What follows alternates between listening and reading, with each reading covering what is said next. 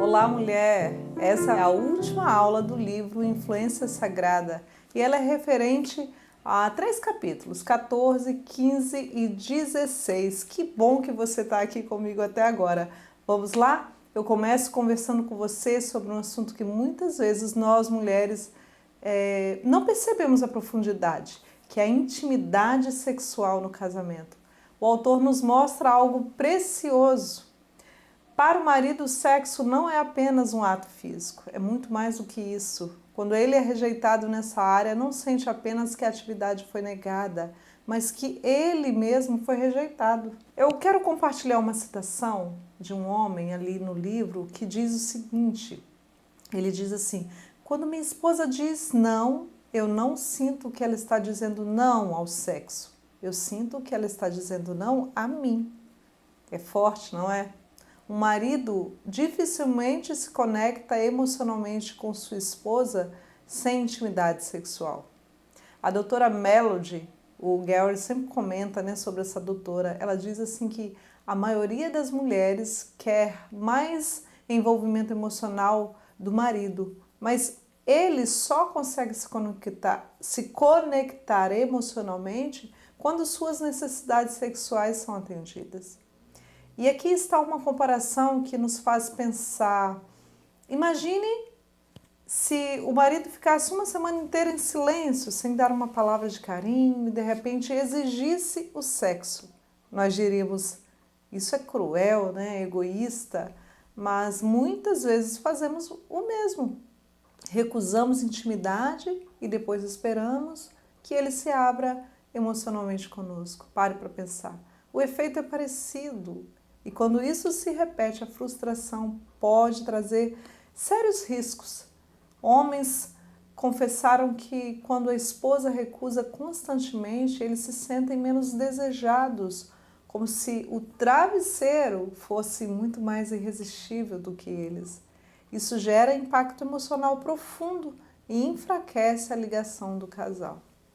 Por outro lado, quando o marido é sexualmente satisfeito, ele se torna mais disposto a investir na família, mais carinhoso, mais próximo, mais espiritual. O autor ele até confessa 90% das mudanças que ele viveu em seu casamento vieram da oração, do estudo da Bíblia, não de conversas com a sua esposa. Percebe que ele é um homem maduro na fé, mas ele reconhece também que logo depois de estar em intimidade com a esposa, ele se sentia menos vulnerável às tentações e mais sintonizado com Deus. Deus sabe que nossos maridos enfrentam lutas grandes nessa área. Muitos deles travam batalhas invisíveis contra a pornografia, contra fantasias, contra provocações do mundo. E a verdade é que nós podemos ser um apoio essencial nessa guerra. Não porque somos culpadas se eles pecarem, não somos, mas porque nosso amor generoso pode fortalecer a fé e a santidade deles. Pare para pensar. O sexo no casamento é um presente de Deus, é santo, é o lugar seguro para os desejos legítimos do marido. E quando nós escolhemos amar nessa área, mesmo cansada, mesmo sem vontade, estamos dizendo com ações: eu me importo com você, eu quero cuidar do seu coração, eu quero proteger sua integridade diante de Deus. Então, querida, sua atitude diante desse tema não é algo pequeno, é um assunto de importância espiritual, é um presente para o marido, para o seu lar, para os seus filhos e para a sua própria vida. Quando você investe na área sexual, você não está apenas suprindo um desejo físico, você está fortalecendo a alma de seu marido, blindando o seu casamento contra tentações e abrindo espaço para que ele seja mais amoroso, espiritual e presente. Vamos compreender como podemos conquistar um marido perdido.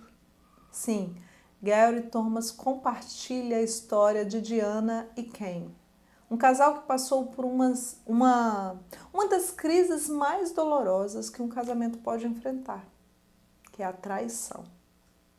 Tudo começou quando Ken disse a Diana: eu gosto de você, mas eu não te amo mais. Isso acontece, não é? Muitos, a gente ouve homens falando assim, né?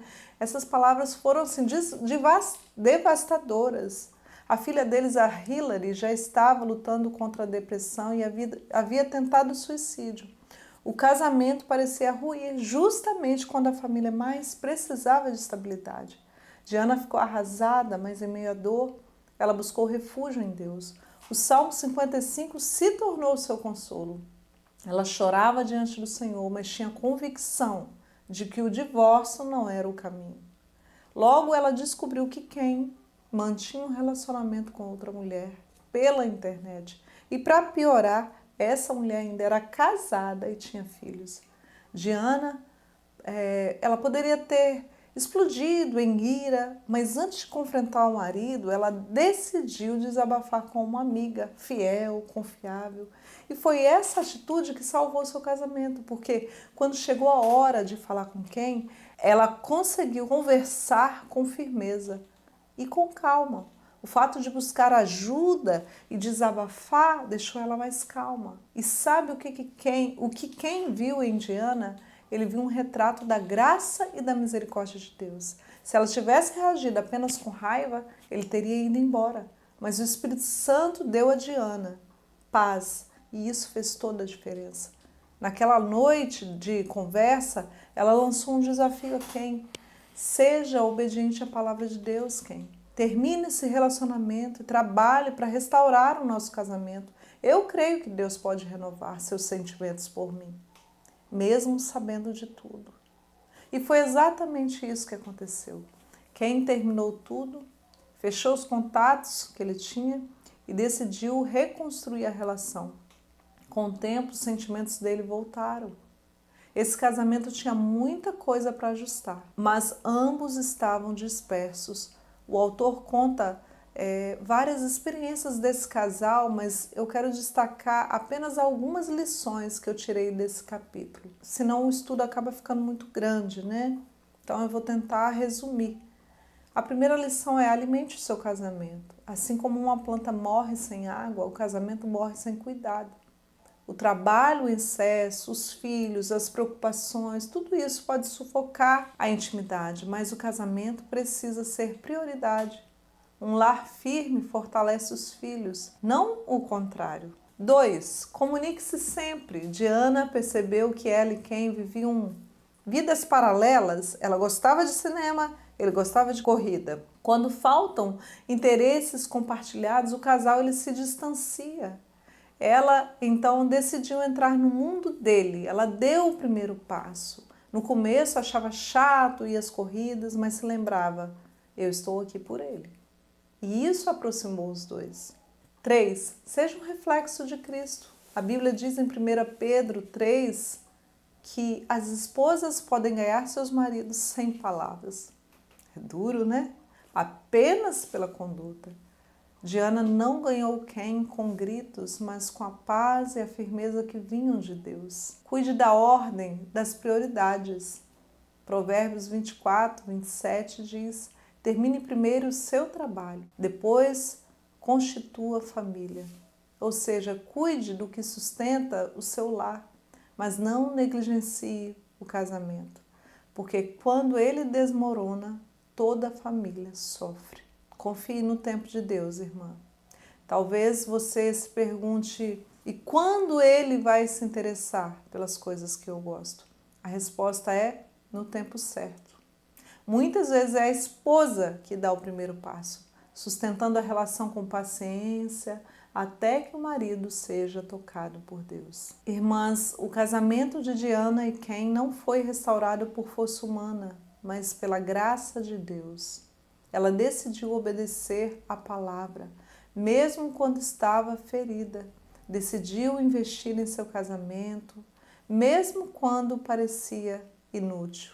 E o Senhor honrou a sua fidelidade. Por isso eu quero deixar uma palavra para você. Se o seu casamento está em crise, lembre-se que Deus pode restaurar. Não permita que distrações, mágoas ou distâncias emocionais destruam aquilo que o Senhor uniu. Invista, comunique-se, seja reflexo da graça de Cristo e confie que Deus é poderoso para reacender o amor. O capítulo 16 começa com a história real de Elizabeth, esposa de John Bunyan, autor de O Peregrino, conhece? Tenho lido com minha família o livro O Peregrino nas nossas devocionais da manhã e eu recomendo, viu? Elizabeth e John se casaram e pouco tempo depois ele foi preso por pregar sem licença, porque naquele tempo não se tinha liberdade que nós temos hoje para pregar a palavra de Deus. Elizabeth, grávida de John e madrasta de 4 filhos, sustentou sozinha a casa e cuidou do marido na prisão, porque naquele tempo não tinha o luxo de apenas visitar um parente preso. A família tinha todas as responsabilidades com o prisioneiro, o alimento, a roupa, várias outras coisas. Ela aqui, ela é apresentada como exemplo de fé, sacrifício e lealdade, mesmo em condições extremas. Algumas de nós pensamos assim: ah, aquela mulher é uma mulher privilegiada porque ela tem um marido crente, não é? Mas mesmo ambos sendo crentes, precisam exercitar a fé, precisam amadurecer com os desafios que enfrentam. E isso aconteceu com esse casal. Agora nós vamos falar sobre quando ambos não são crentes, né? Quando o marido ele é novo na fé, ele é imaturo espiritualmente. Então nós vamos entender isso, como amar esse marido imaturo. Isso é um chamado espiritual. O autor aqui do livro nos lembra que amar um marido espiritualmente imaturo, morno na fé ou incrédulo, exige sacrifício semelhante ao sacrifício de Cristo. Jesus nos chama a amar até os ingratos, não é? Lucas 6, 32 a 36. Não há mérito em amar quem é fácil de amar. A obediência verdadeira é demonstrada quando se ama quem não retribui. Se você ama somente o marido fácil de amar, por que precisaria de Deus? Em vez de criticar ou cobrar, a esposa deve edificar com amor e humildade, apoiando o marido espiritualmente mais fraco. Leia Romanos 15, de 1 a 2, Filipenses 2, 3. Deus pode usar tanto a mulher para salvar o marido, quanto o marido para santificar ainda mais a mulher. Nós vamos ver agora a história de Catarina e John, que o Gary Thomas também coloca no livro. Catarine quase se tornou freira, mas ela se casou com John, seu antigo namorado, em 68.